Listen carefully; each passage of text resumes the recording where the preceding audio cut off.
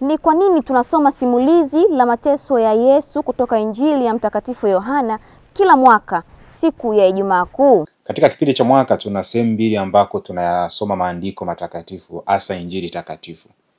Kwamba tunasoma Injili takatifu za mateso ya Kristo, masimulizi ya mateso ya Kristo wakati wa Dominika ya Matawi na wakati wa Ijumaa Kuu.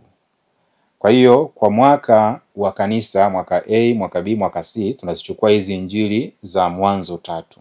Mwaka A Injili ya Mathayo, mwaka B Injili ya Marko na mwaka C Injili ya Luka. Na Injili ya Yohane inaachwa peke yake kwa ajili ya juma takatifu, yani Ijumaa Kuu.